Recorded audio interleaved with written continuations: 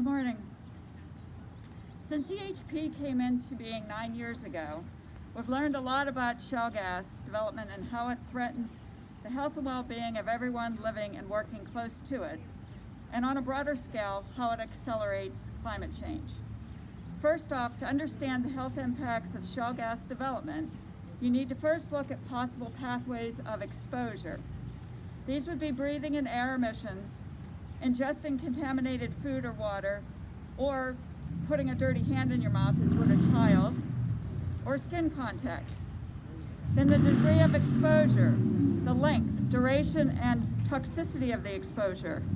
With shale gas development, the industry is situated next door to where people live, work, and play, with PA setbacks a mere 500 feet from occupied buildings.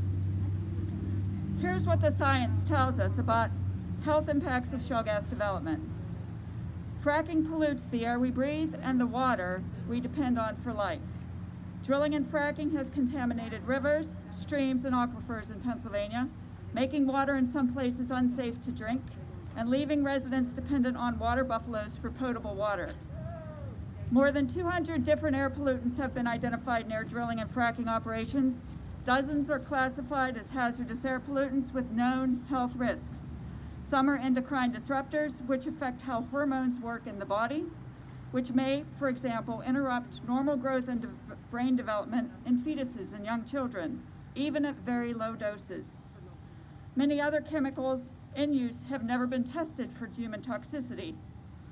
In PA, air emission permits for shale gas facilities are basically issued as standalone entities. Communities may be surrounded by several facilities, but the emissions load in the ambient air is not considered when permitting additional infrastructure, resulting in elevated, unhealthy levels of exposure. More than 24 peer-reviewed epidemiological studies show a correlation between shale gas development and a host of health issues, including asthma, cardiac hospitalizations, adverse birth outcomes, and increased cancer risk in people living and working nearby. The science indicates that living near fracking sites can complicate pregnancies and lead to poor birth outcomes like prematurity, low birth weight, and birth defects. Multiple studies conducted in Southwest PA, including work done at EHP, show a relationship between living near fracking operations and headaches, sinus problems, rashes, fatigue, and nausea. These are acute or short-term symptoms of exposure and are sometimes discounted as minor, but they are the canary in the coal mine. Continued exposure may result in chronic or long-term impacts such as worsening pulmonary or heart disease, asthma, chronic bronchitis, cancer, and adverse effects on developing fetuses. For example, take benzene, released from well pads, compressor stations, and processing facilities. The acute symptoms are headaches and dizziness. The chronic effects may be aplastic anemia and leukemia. The foul odors, light pollution, and noise pollution from fracking can lead to loss of sleep, cognitive impairment, and stress. In fact, stress is a side effect of fracking and exacerbates mental health conditions in Marcellus Shale communities. Crime, drug and alcohol abuse, sex trafficking, sexually transmitted infections, and traffic fatalities happen at higher rates wherever fracking occurs. As Bob mentioned, fracking has a toxic and radioactive waste problem that the PA, DEP, and DOH are not addressing. And the problem is growing as fracking continues in Pennsylvania. Solid waste and wastewater are contaminated with toxic fracking chemicals, heavy metals, salty brine, and radioactive materials. However, fracking waste is exempt from being labeled as toxic or radioactive and is not tracked cradle to grave. Much of the waste is disposed of in commercial and municipal landfills, which are not equipped to handle toxic or radioactive waste. Leachate from these sites has been found to contain toxic substances which have been released into surface waters via sewage treatment plants. In addition, some of the toxic brine has been used to create salt products such as de-icing agents and pool salts, and these actions open up additional pathways of exposure.